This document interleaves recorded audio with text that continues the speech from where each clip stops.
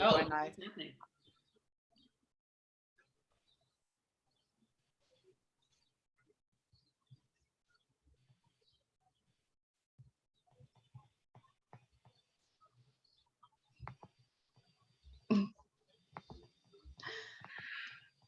Hello, everyone.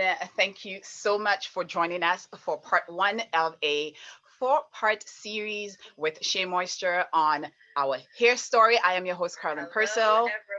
I am so thrilled to be joined by these four amazing ladies as we talk about our hair story. On today's panel, we have some of my dear friends, media personality, actress Nneka Elliott, beauty expert, who's also a beauty expert as well. We also have producer Kathleen and the fabulous Janet Jackson, hairstylist, beauty expert, and owner of Juju Hair. Now, before we jump into any questions, I want to invite you, Shea North family, to share your hair story on Instagram by tagging Shea Moisture. We are going to be talking to the three amazing women, but you will get an opportunity on June 13th to join us right here. As you're seeing Kathleen, Janet, and Nneka, you can be the next three panelists with me on June 13th to talk about your hair story. But you have to participate by sharing your hair story on Instagram and tagging Shea Moisture. Now, let's get right into it. Ladies, thank you so much for being here. So, we've been quarantined for about 60 days now. What has been your biggest struggle with your hair, your biggest pet peeve? Most importantly, how are you surviving without your favorite hairstylist? My hairstylist is here now. So I'm just like, oh gosh, Janet, don't judge me. It looks great. Okay. Okay. My hairstylist is here now. So I'm just like, oh gosh, Janet. What about you, Kathleen? I am actually in St. John's, Newfoundland, so I am not nowhere near any of my hairstylists. What about you, Kathleen? I am actually in. Can you hear me? Sorry, technical difficulty. You got me? Yeah. Okay. So I'm not near any of my hairstylists right now, and I have a weave in, and I was going to, like, this is the time when I would switch to twists, that I would do like my protective style for the spring and summer, and I just make do, like, my leave out is just scrunched under this right now. It looks great. It does. It does. But yeah, I mean, I miss, like, shout out to Swiss_hair on Instagram, Valentine, my hairstylist. I miss her a lot. But yeah, I mean, if I could do my own twists, I would do them. I just cannot. And if I could pick out my own weave, I don't even know how to do that. It's scary to think of. I know. And what about you? Well, Janet, I think we all know that you're fine. I was about to say, but you know what though? I am so used to being spoiled in a sense that I would have one of my team members, you know, wash my hair, do it for me, treat it, because I'm quite lazy. And so for me, it was really, it's kind of a struggle in the sense that I got to figure it out on my own. And honestly, I've been taking this time to really learn about product and hair and techniques and all that stuff. So instead of being frustrated with the fact that, you know, I have to do my hair myself, it's more so about concentrating on things that I actually need to know within the hair industry. So it's kind of like a win-win situation for me, to tell you the truth. A lot of people have been starting hair journeys. I keep seeing people saying that they're educating themselves now, which is cool. Yeah. Well, for me, I've definitely been using my head wraps a whole lot more. My husband has had to learn how to, you know, shave sides. So he's had to turn into a barber like overnight. I mean, he cuts his own hair. So now I'm like, well, you got to cut black hair too. So get with the program. And he's been doing an okay job. He's been doing all right. But I cannot wait. Usually I do like you, Kathleen, protective style, have some braids on. So I cannot wait the second we can have some personal services. I'm going to call my favorite hairstylist to just come and get me, you know, into one of my styles. So now we've talked a lot about a lot of about Black hair and our Black hair story and our Black hair journey. And a lot of magazines and different articles and history also have usually focused on the lack of accessibility in terms of products. But one of the things that we don't talk about is hair and identity, and how hair, Black hair, is a huge part of a Black woman identity. Can you talk a little bit about your own hair identity and what has changed, if anything, throughout the years? I can start. It has changed a lot. I think when you talk about hair identity, it's hard not to go back to like your childhood. Don't want to turn this into a therapy session, but and I grew up in Oakville, Ontario, predominantly white city suburb, and I am now a pop culture writer and producer, and so I was like very plugged into pop culture, and then my friends around me and all of those things were telling me what type of hair was beautiful, and it wasn't my hair. Right. And so if we're talking about what identity I kind of built around my hair, it was that it wasn't pretty, it wasn't good enough. I had to do other things to it. So I all through high school had like the Brandy micro braids, which I still love. Girl. And then for my prom, I got straightened and did like a weave. And there you are. Oh yeah, hi. I got them straightened and did like a weave, and then in university I got like bangs and a straight weave, and that was my look for years, for like a decade. And it just started to not feel like me. Like I do think that my personality and how I'm feeling is very connected to my hair. And when I started becoming more comfortable with myself, and not to say that I wasn't comfortable with myself and didn't love myself when I had other hairstyles, or that when I had straight hair, like I still loved myself and I was still felt like me. It just didn't feel right, if that's the way to describe it. Yeah. Okay. Yeah. So, I went to Senegalese twists right after I took like my bangs out, did Senegalese twists, and that felt like just more me, and I loved it. And then now I go back and forth. Like this is a weave, as I mentioned. I go back and forth between my Senegalese twists. If I knew how to take this out, I would go natural right now. I just really don't. For myself to be on that journey, but you're natural under there, like you're not no chemical at all. No chemicals. No. Yeah. And yeah, even with my leave out, I just do my own, like I do flexi rods and all that. Right.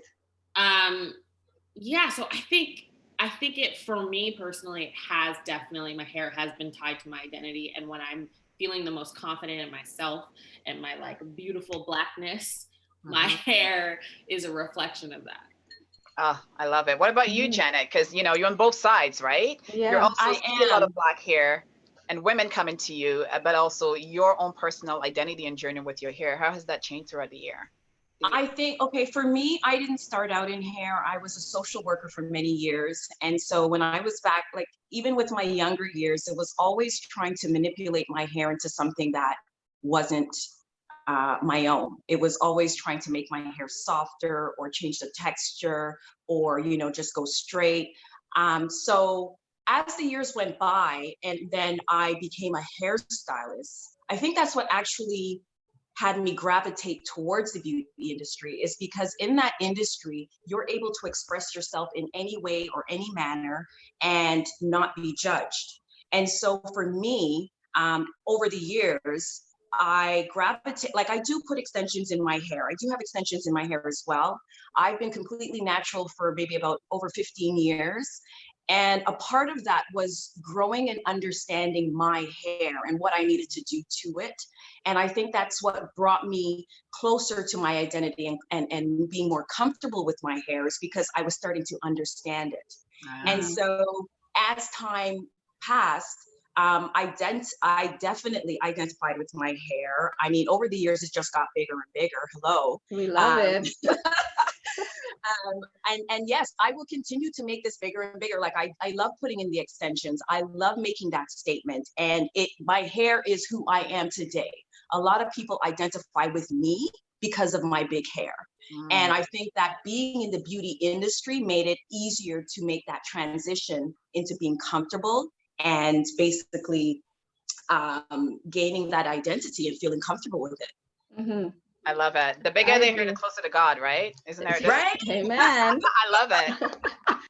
I agree with Janet, though, in terms of the personal identity, in terms of getting to know yourself through your hair. That was certainly a process for me. I don't know necessarily in terms of the Blackness and my identity. I know, of course, historically speaking, Black hair has been an expression, a symbol of resistance. When you think about the 50s and the 60s, you think about slavery, you think about braids and the purpose of cornrows, and you think, you know what I mean?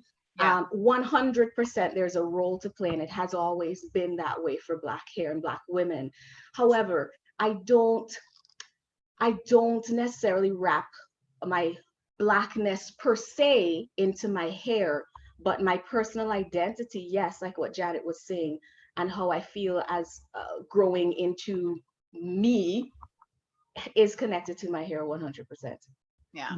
Now, and you brought an interesting point, Nneka, and I think we all have either heard or personally experienced a shame story when it comes to our hair, because there wasn't this global or immediate acceptance of Black hair. We literally had to fight to get to a place where we are okay with wearing our hair, whether it's like this, whether the waves or the braids, big, anglers, tweets, whatever it might be.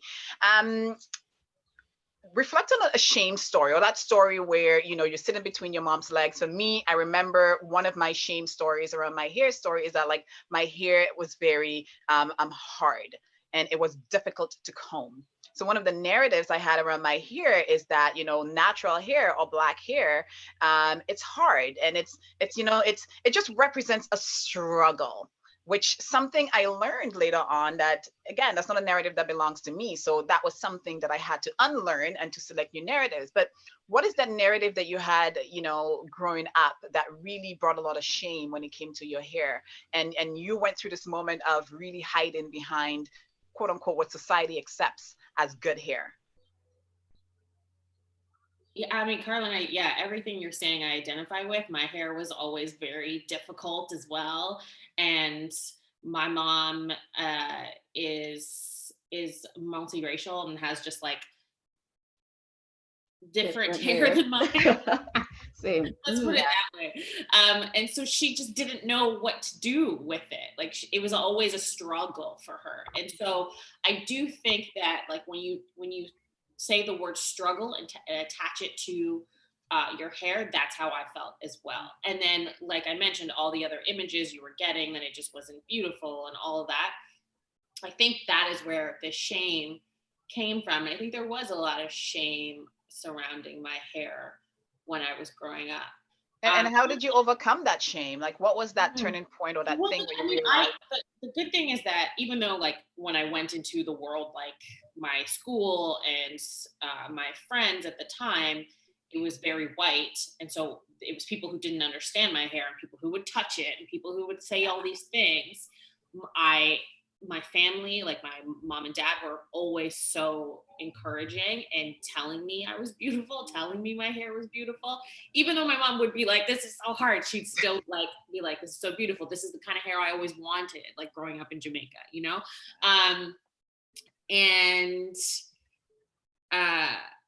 Yeah, so I don't know how I overcame it was the question, right? Or that journey, or just the beginning to that journey of acceptance. Yeah. So, it was my family, like my cousins, and looking around and seeing my aunts, seeing the Black women in my life who had it. And then also, again, going to pop culture, there were not many moments in pop culture where I saw my hair, which I'm sure we'll get to a little bit more of, like, that representation of like 4C hair. But there were, like, Brandy was someone, like, I loved my braids in high school because I saw Brandy, and I was like, that's me, that's my hair. I want to be down. I want to be down. You know? My room without braids, right? Like, I think that was part of me, really accepting it and letting go of the shame. But it's interesting, like, with Nneka, when you said that you don't really consider blackness in your hair as intertwined.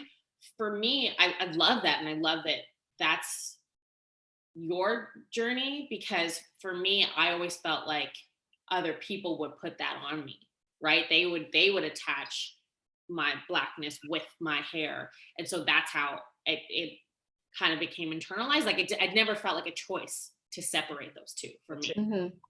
I mean, obviously, you walk out the door, like you look in the mirror, like you're black, but like it's and people are gonna attach that to you, like you know what I mean. But I don't. Sometimes my hair is texturized, right, Janet? Yes. And sometimes it's natural, sometimes it's not.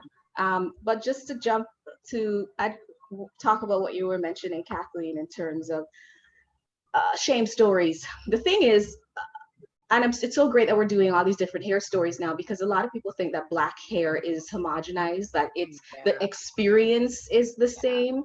And for me, growing up in St. Vincent, my hair was the majority.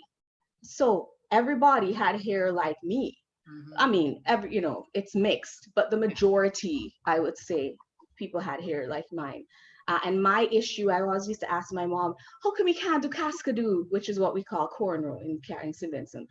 Do the cascadoo like Tony Niaro?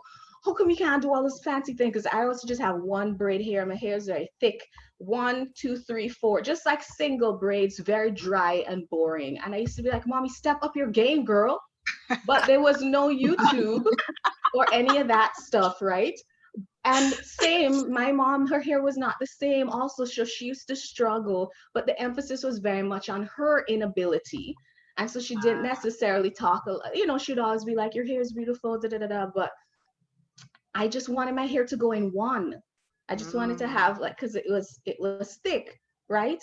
But shame stories kind of came a little bit later for me. And even like now when I'm on set as an actor, where sometimes hairstylists don't even touch my hair because they're like, it looks great, forget it, it looks great, just go with that. And like everybody's getting print, and you know what I mean? It's like, why you can't do my hair? Why can't even attempt? Why I have to bring an extra bag full of stuff just in case somebody doesn't know how to deal with my own hair? You know what I mean? There's definitely an othering that every time I have to step on set, about to go in a makeup trailer, hair trailer.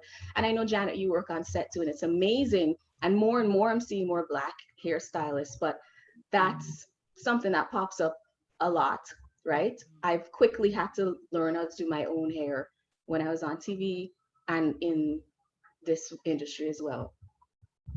Yeah, I heard that so much. Yeah, it's extra. I definitely. People tend to forget that, right?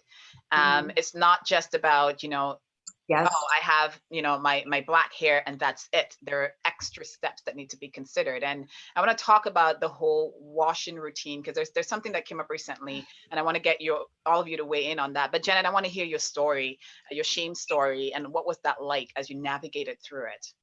Well, I'm going to definitely touch on what Nneka said, because my shame story actually started when I was younger. I grew up, my parents are Jamaican. And so for me, I have a super sensitive scalp. And, it was my mom combing my hair and me crying, and she taking the comb and conking my head because I'm, and I think a lot of people can relate to that. But now that I'm a hairstylist, I understand why people were struggling and why the shame was there. It's because the knowledge wasn't there. And unfortunately, the shame continues, as Nneka is saying, is because even within the beauty industry, we're not taught how to do our hair. And so a lot of people are left trying to figure out what to do with different hair textures. And so therefore it leads to a lot of problems that continues this shame. It leads to an individual going into a hair salon and wanting their hair done, and the person trying to convince them to do a relaxer or something that they don't want, just for them to be able to handle or maintain their hair. So the struggle continues and the shame continues. Just like Nneka said, there are hairstylists on set that don't know how to do hair. The problem is they weren't taught. And so for me as a professional, it's really about looking at the beauty schools now and how they continue that shame, because we need to be taught how to deal with all hair types right across the board. Then the shame will disappear, because when people see the different hair textures, they'll go towards it and say, yes, I got you. I can do this. I know how to work with it. Instead of saying, like in your case, Nneka, you know, oh, your hair looks fine, knowing deep down inside, it does not. Right. Well, you know, but I'm joking. In your case, you know, you go prepared, but there are a lot of cases where I've seen models, actors, that you see the stuff that they produce and you're like, why does the hair look like that? Why does it look like it was just blown out and left? That's not how our hair is supposed to look. Kathleen's like, girl. Well, I mean, I've heard it from, you know, I interview actors and musicians and stuff all the time, and I've heard it from them being on sets, especially Canadian sets. Especially Canadian sets. And then when they tell me their stories, I'm like, that person didn't do their job. Yes. How come that person is not in trouble? Yeah. Because they feel shame, the actors feel shame walking into set, and if they don't have products for themselves to do their own hair, they feel shame, or they're like, oh, I don't want to be difficult, or oh, this person doesn't know how to do my hair. You do not feel shame. You shouldn't. Yeah. That person who doesn't know how to do your hair when their job is to be on set doing your hair, that person should feel shame, not you. But we weren't taught, but it goes back to, because we're carrying those residual shame stories, because we've been conditioned to believe that our hair is, you know, it's difficult, or it's hard, or it takes a long time for you to work with it. We automatically walk into the room with the shame, because like Nneka said, you live your house, you're black, right? And we're walking out with your crown, so you can't take it off, right? We can change it, and we do.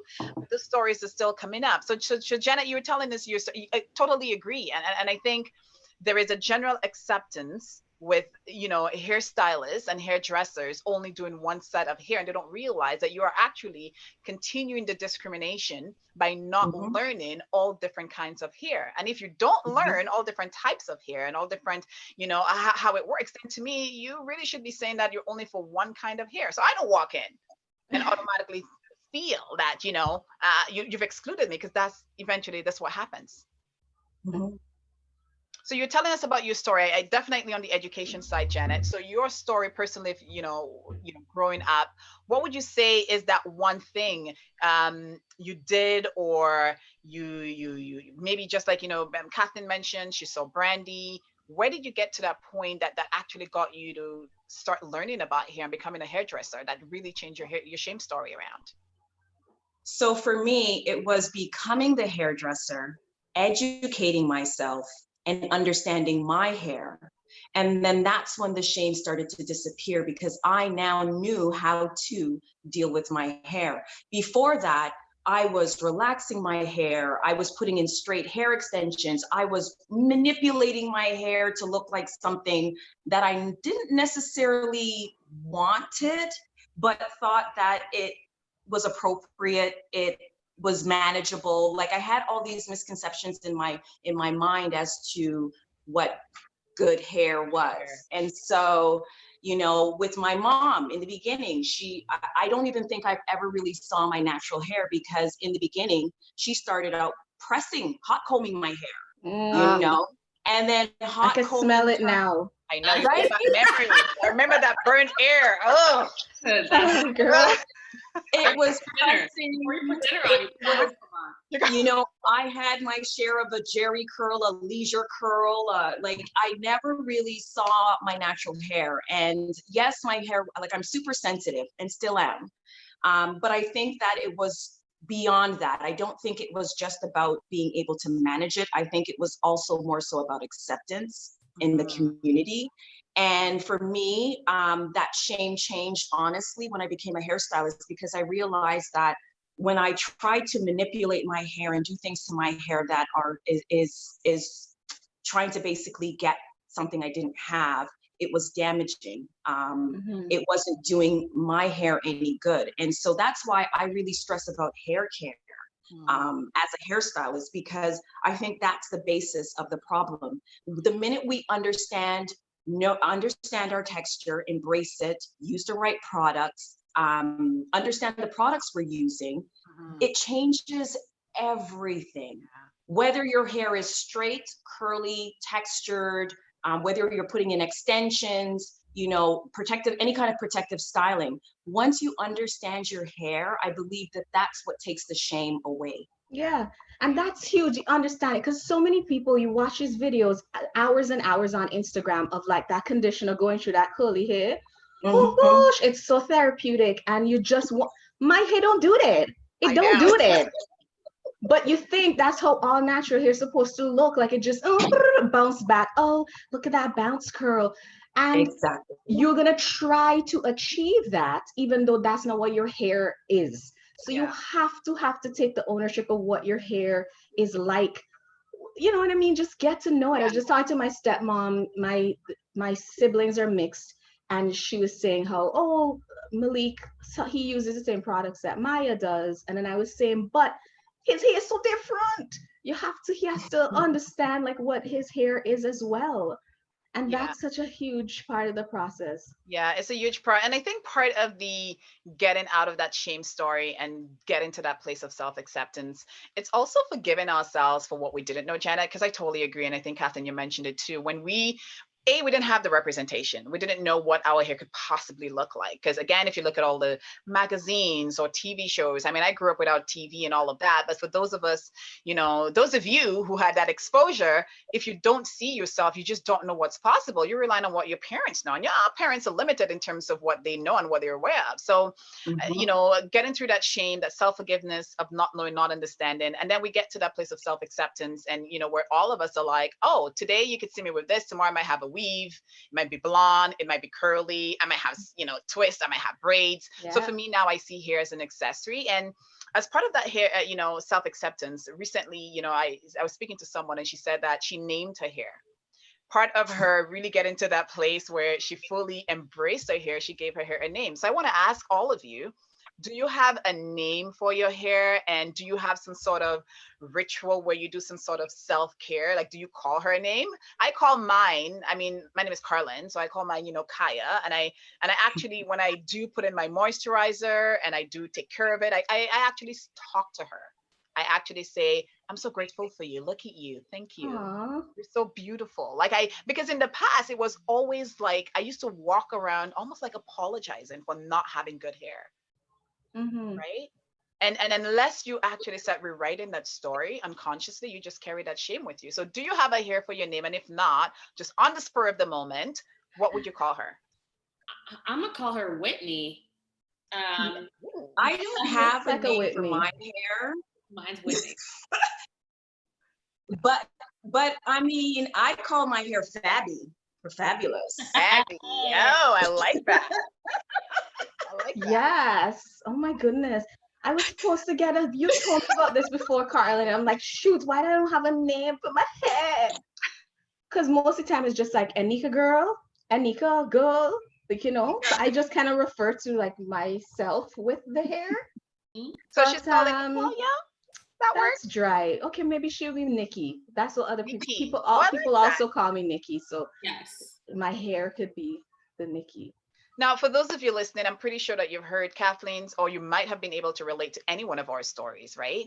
And I know that you're probably thinking about your own hair journey. What does that mean? What is your shame story? How are you at that place where you've actually named your hair, or you're trying to name your hair? Again, remember that you can share your hair story on social media, on Instagram, and tag at Shea Moisture, so that you can get a chance. You can be the next Kathleen, Janet, and Nneka. You can come on here on June 13th and join me to be a part of our discussion. Now, ladies, we are going to talk about advice, because we all talked about our hair struggles. We all can remember that hot comb, right? So we've been there. We've tried a gazillion products. What advice would you give to that young Black woman who's watching right now and who's still struggling because she's still trying to own her shame story? She's maybe still trying to find the right products. What would you tell her? Do you mind me jumping in here? Go ahead. Yes. I think the first thing that I would tell that young lady is to embrace your texture. I think we spend too much time trying to manipulate our hair, our texture into something that is not, and it really evolves into a whole other problem when you don't embrace your texture. I feel as though when you embrace it, then you will definitely fall in love with your hair. It will be healthier. Good hair and good hair is healthy hair. Good hair is not mixed hair, it's not long hair, but good hair is healthy hair. And good hair is nappy hair too. That's what I would tell the other person. Word. Amen. I would say, I mean, listen to Janet. Janet knows what she's talking about. So I would say, listen to Janet.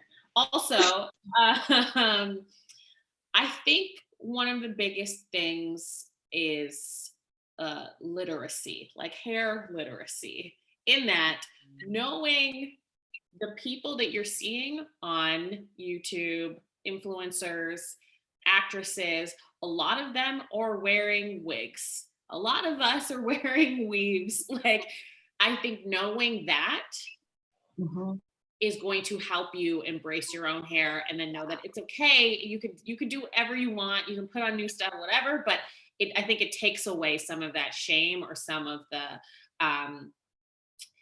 whatever it is you're going through with your own hair, when you know that other people, like, that's not their natural hair either.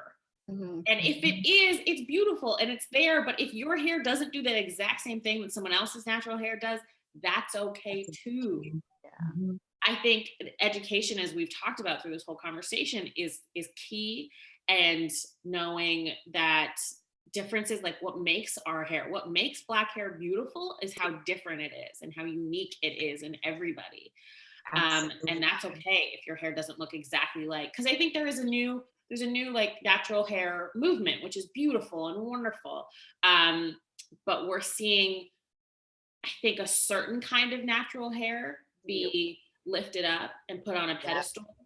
Yeah. Type 3 hair. Right? Within this natural hair movement. Traditional comb through, you know what I'm talking about. Yes, we're seeing that. And I think that and that's okay if that's your hair too. That's okay. We're not shaming you. Fine. Totally.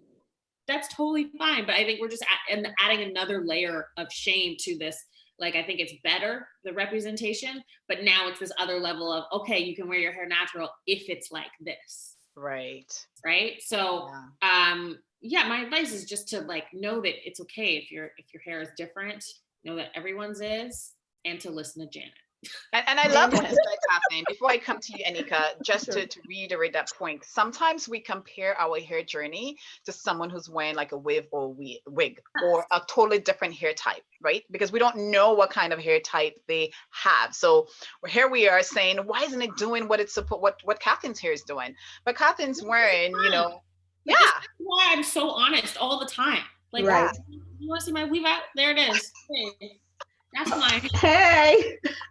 I'm gonna keep it real here. Love it. Yeah, I'm so honest about it because I don't want anybody to think that I woke up like this. Yeah. I mean, you did, but after you put on your wig and you put on your, then all together. Nneka, what have you learned so far? What advice would you give? I kind of touched on it before too, the same thing about understanding and finding out what is beautiful about your hair. What's something cool that you love?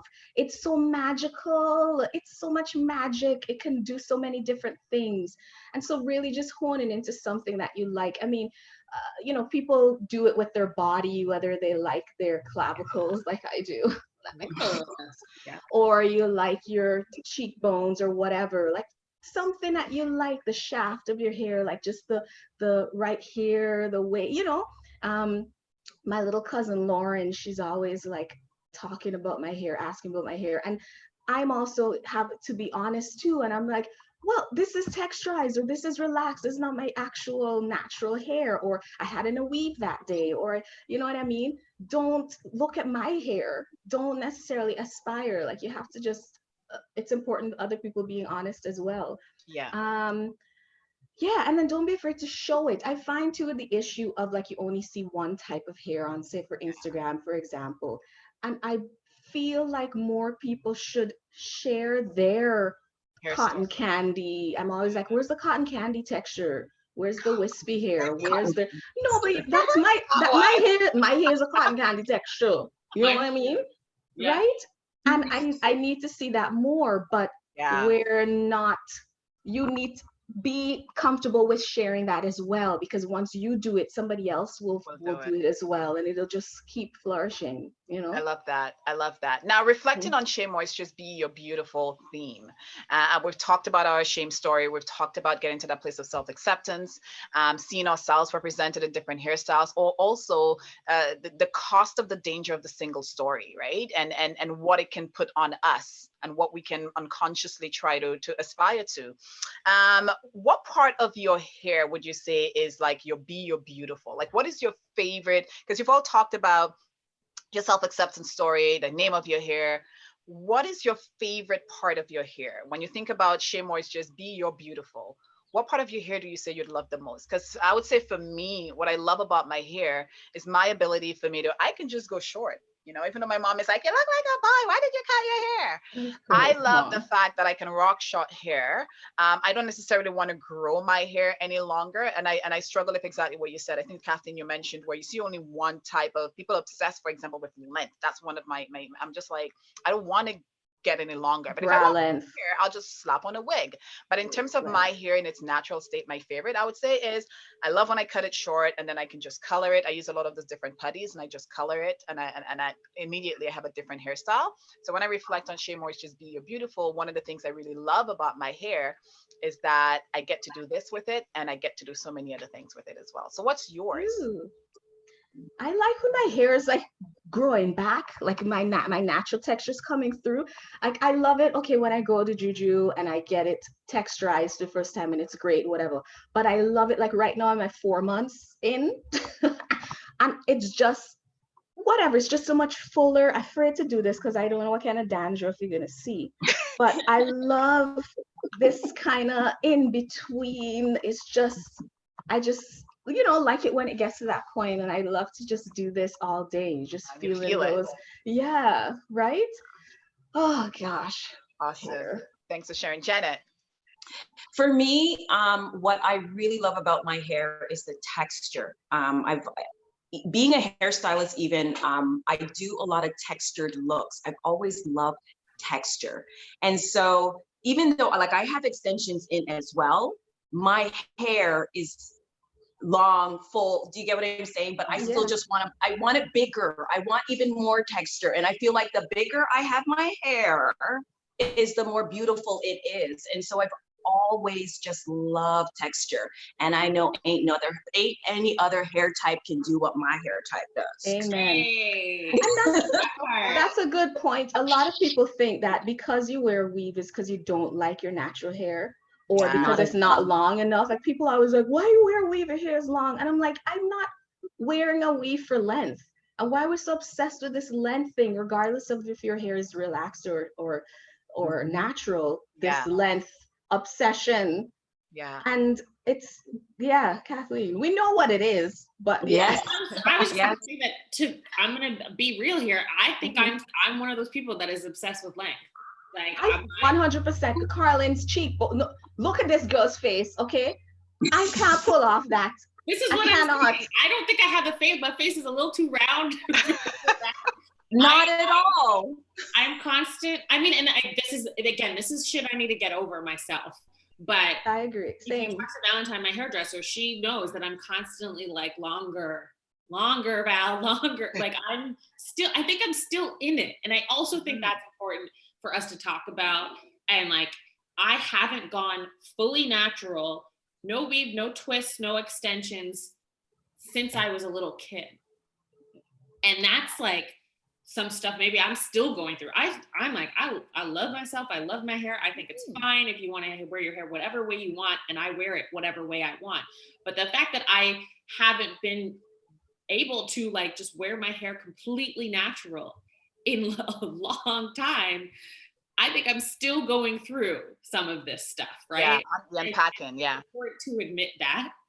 And I also have a length problem where I want length.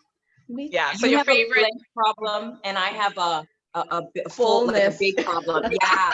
But again, and to me, I don't necessarily as a I mean, it can be a problem if we allow it to be, right? So because if you genuinely love it and it works for you, I would say then rock it. But to your point, Kathleen, I think giving ourselves full permission to explore all facets of our hair. So being able to go all natural, don't go all natural, put the weave, don't put the weave, go big, don't go big.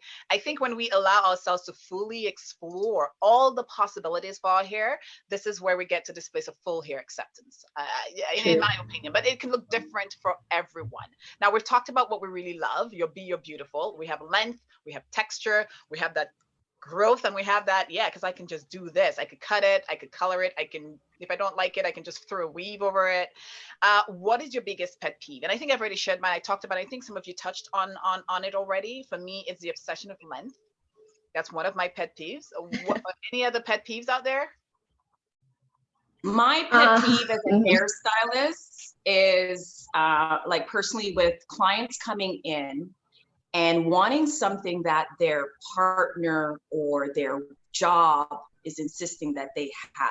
Ooh. So whether that's like a relaxer or like super straight hair, like that's my pet peeve, because it's one thing if you're doing it for yourself, because I have no issues with anyone trying extensions or wanting to be straight, you know, texturized, because at the end of the day, it's about convenience and what works for your lifestyle. Yes. But when you come into the salon and you're requesting services that are not your, you know, your choice, that's my pet peeve.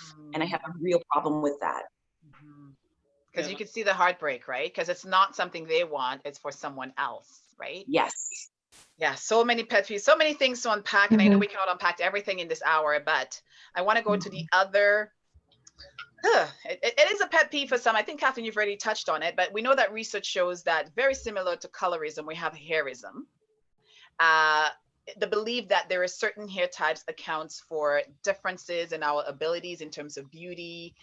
Whether it's a straight, it means you're more professional or you're more articulate, but there is unconsciously a bias to whether it's 3A, 3C, 4C, 4B, and all the different. What do you think about all those different hair types?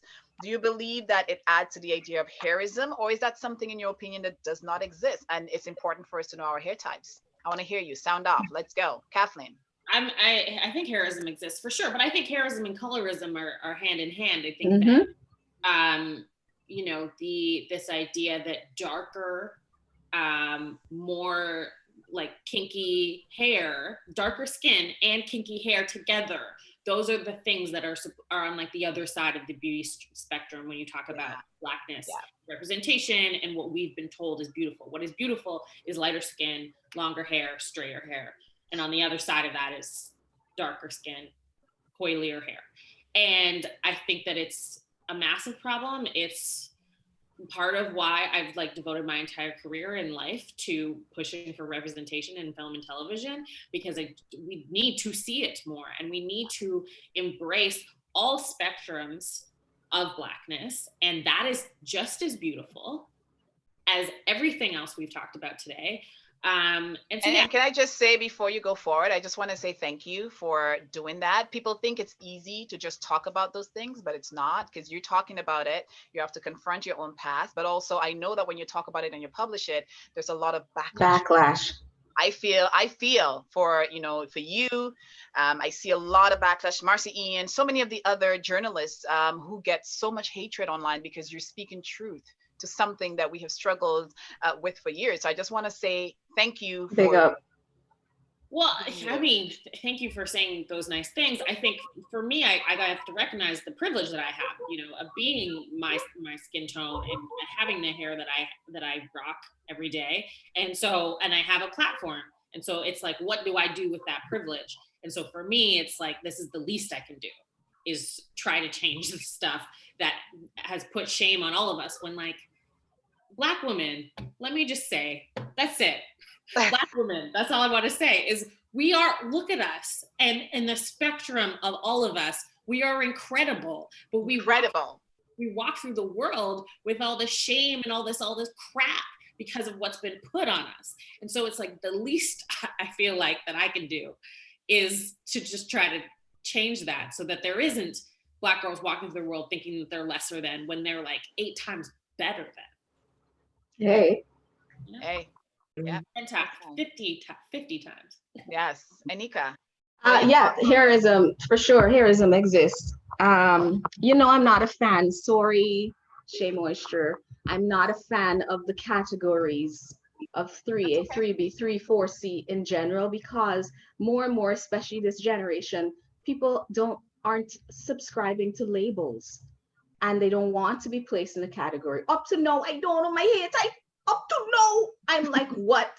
Where do I fall? And because I can't categorize it, does that mean I'm some kind of chrysalid's wasteland outsider? Like, what does it mean to not see where you fall? So I understand its use. I understand it helps in the hair care process and getting at least a little bit close to what your hair type is. But I really think it perhaps is doing more harm than good, because people are trying hard to fit in. And whenever you have that situation, we're just back from where we started.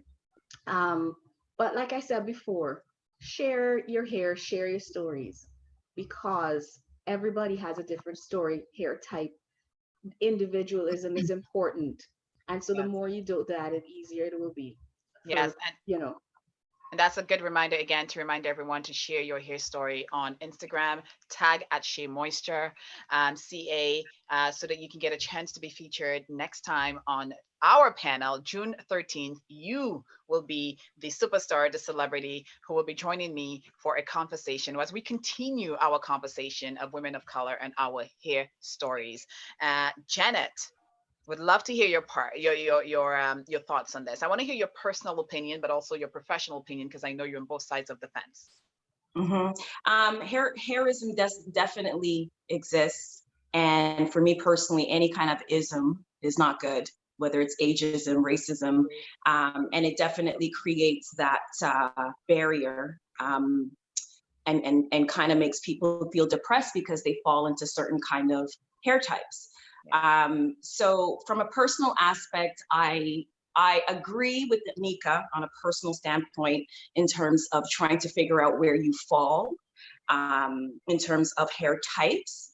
However, the hair chart is one of the reasons why the hair chart was created is for us to help us understand our hair and to understand what products we need, how to manipulate the hair, how to care for the hair. So unfortunately, not everybody's texture falls within the chart, because, you know, we have sometimes, you know, a lot of times people have more than one hair type. And so it's hard to understand. Or if you're texturizing your hair, you're not going to necessarily know your hair type because you've now used chemical to change. There's that as well. There's also that. Right. However, the hair type is it's a new beginning, and I can appreciate the hair chart because it's now giving hairstylists and individuals an idea of how to tackle hair types, because that never existed before. It may not be perfect, but it is a start. And I think that it's just for us now to make it perfect, to improve it, to alter it, to make any changes to it. But that's how I feel in terms of hairism and the hair chart and all of that. I think there's the good and the bad, obviously. Can I make another quick point about hairism and socioeconomic status? Because I am always asking my mother, why did we relax my hair in the first place? Why? I don't remember. I mean, I wanted to do Just For Me, like when the Just For Me commercials came out and the girls are like, oh, they're so cute. First of all, I was a chubby kid, so I was just like, I want to not wear my mother's clothes. But anyway, so that was that's my shame story. Anyway, but the thing is, she always says, it's just what we did. It's just what was done. And then I think to myself, my mother was and still is very much a career woman, single mom. I grew up with a single mom. And she went to the hairdresser every Saturday. She still does. Big up Charmaine. hairdresser every single Saturday. That's where I eventually straightened my hair. And the thing is, the people who were around her socioeconomic bracket, the people who she was around, that's how they did their hair. That's how her crew had their hair. It was fitting in. It wasn't, I'm just trying to say also that sometimes perhaps it's an expression of your status as well, to differentiate. And that's definitely hairism also, because it's putting in these different categories. And for a long time, certainly when we grew up, hair used to indicate your status and who you were as a person and where you fell in that economic situation. It's not the same now, thanks to, I said, YouTube, and thanks to people embracing and knowing how to do their own hair and doing different things like that. But I also want to say that I think is a part of it. But it's also, when you say that it's not the same now, I mean, we still hear stories about women going into their professional workplaces and telling them, oh, your can't wear braids or locks. They have locks, or they have braids, or 100%. Right? So it is a residual of that. I do think that, you know, in our mom's time, it was, you know, if you pressed your hair, you were a professional woman. And then that has trickled down into, in the workplace, white people think that they can say, oh, you don't look professional if your hair is a different way. But who told them that? It's societal conditioning and norm. And question. And I think that's an excellent point, Nneka, because pressed hair back then represented status. You had the money to do it. So you were telling the world something about who you are and your place in society. And Kathleen, you nailed it, because this is exactly what I was going to say. It has evolved to what is professional or not professional in the workplace. And I remember when I used to work my career on Bay Street, because I spent 20 plus years in the financial industry, in the fintech industry. And when I went natural, the number of other Black women on Bay Street who came up to me and who said, what did they say? Is it okay? And I was honestly really confused, because at that point, my level of self-acceptance gave me a lot of room for me to just explore who I wanted Karlyn to be. And for me, my hair was a part of that. So then I started learning that there were still a lot of people who were afraid to just go natural at work, because they thought it would demote their level of professionalism, their ability to be promoted, and also acceptance in terms of status in the workplace. So again, there are so many different layers of those various stories, and we're still carrying them, a lot of them, in our day to day. So, which takes me to our last question. Believe it or not, I can't believe we've already spent an hour together. I know we can talk for hours on this topic. Yes, days. Which means we got to do this again somehow. We do. But we're talking about, you know, hair freedom and being accepted. And I think, you know, to me, the way we rewrite our hair stories and we give, and I think that's something every single one of you mentioned, giving other young Black women and older Black women, wherever they are on their hair journey, permission for them to be themselves. So what does hair freedom mean to you? What does that look like to you? And I want you to talk about this both in your personal and professional realm. Who would like to start? I can start. I think hair freedom to me is being able to do my hair in whatever way I want and not worrying about what other people are going to think about it.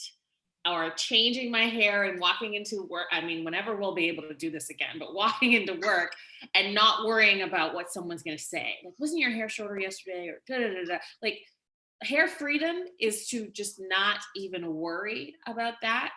To be like, I am my hair and I am not my hair, whatever I'm feeling like that day. And I do not care what anyone else has to say about it. That is freedom. Hair freedom. I agree. Because I struggle a lot with whether I'm always like, oh, this is a whole other topic. I'm always just like, why did I feel pressure for somehow to keep my hair straight to be a news anchor? Like, was there, was there pressure? Did I feel like I could not succeed had my hair been straight? Listen, my hair has always looked this way. This is, I feel, it's my part of my brand. It's not like it was natural and then I changed it because I felt like I had to. That's how I could rise through the ranks. But it's definitely something I think about a lot. Have I worn my hair natural on TV? Yes, but not all the time. And so I often think about that. But like you said, Kathleen, hair freedom is also not having to think that, does that mean that I don't like my hair? Like, because I honestly like my hair the way it is. And I honestly feel most me like this. But because of the society that we're in, because people are constantly saying, have you considered going fully natural? I'm always questioning whether because I keep my hair straight, there's a problem with that. And honestly, it's how I feel best. So hair freedom to me too is being able to just say, I like it. That's how I like it. You know what I mean? I love it. Yeah. So that's what works we can for all you. get there to feel comfortable enough. I totally agree with both Kathleen and Nneka. Hair freedom to me is being able to have the hair of your choice, regardless of what that means, whether it's you relaxing, texturizing, cutting it short, wearing extensions, wearing it natural, just being comfortable with that choice and what makes you feel your best. And again, to what Kathleen said in terms of not being bothered by what other people have to say when you make that hair choice. Yeah. Yeah, and I love that, echoing every single thing that all of you said. And for me, hair freedom to me is the same. Being able to explore my hair, all different facets of it, shave it, don't shave it, wear it short, wear it long, do the braids, do all the things with it. And for me too, it's also giving myself permission. I shouldn't say having permission, even if I don't see a certain hairstyle represented somewhere, giving myself permission to be the trailblazer. To be, because I think sometimes when we don't see something someplace, we think it's big, we automatically assume, well, it's not accepted or it hasn't been done before. So we kind of like, shit, am I being too much? Am I, maybe, like Janet, people might be like, oh, is it too big? So for me, hair freedom, I just want to be able to explore all of that. And also for other women to have that same confidence. But I think the way we change that landscape, that conditioning that comes from society, that comes from the media, social media, is by each and every one of us embracing our entire hair freedom and our hair stories. Because I think the more we do that, the more we show the possibilities. Like Nneka, if you decided that you're just going to be straight for the rest of your life, awesome. Now we have that possibility, but we also have the examples of you, Janet, and of you, Kathleen, showing that, hey, I want long. I want really long. I wanted to touch my butt long, and knowing that that's okay. I could afford it. It's all good. And that's okay. So ladies, this was such a great chat. Thank you all so much for just being so real. And that's why, I wanted each and every one of you to be here on this talk, and chatting about your hair story, because I know you would keep it real and you would let somebody out there know that it's okay wherever they are on their hair journey. It's okay to go big. It's okay to have the wig and the weave in. It's okay to show your part online. It's okay to be short. And yeah, people might call you look like a boy, whatever. But it's about how you feel inside about your hair. It's okay to texturize and to do straight and to let it go natural, because all of this is part of our hair story. And the fact of the matter is, the more you share your hair stories, beautiful warrior, the more we have more possibilities in terms of what Black hair can look like. So again, I'm going to remind you to share your hair story on Instagram at Shea Moisture, CA. And remember that you have a chance to join me on our next discussion. We are going to be live on June 13th, where we continue our discussion on hair story and what it means to fully celebrate us bold, brilliant, powerful Black women and our hair. Thank you all so much for tuning in. Kathleen, Nneka, Janet, thank you again. It was amazing. Thank you. To see your faces. Mwah, mwah. Yes. Hug soon. Hug soon. Soon. Bye, everyone.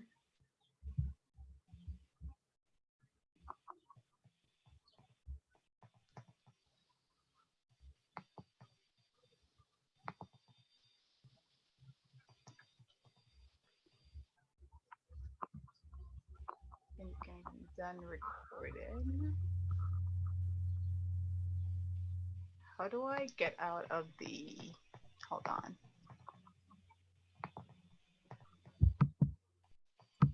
To live.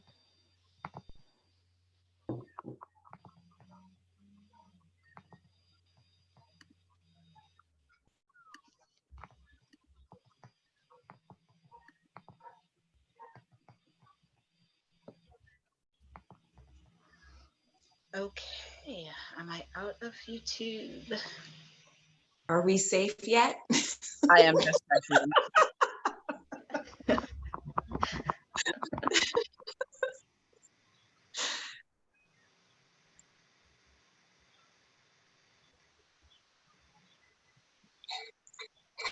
Okay, so we're still live. How do I shut it off? Hey, We're live. still live. This is Shea Moisture, Hair Stories Right. After Dark. Shea, Shea, Shea. I have to end the Zoom for me to go. Okay.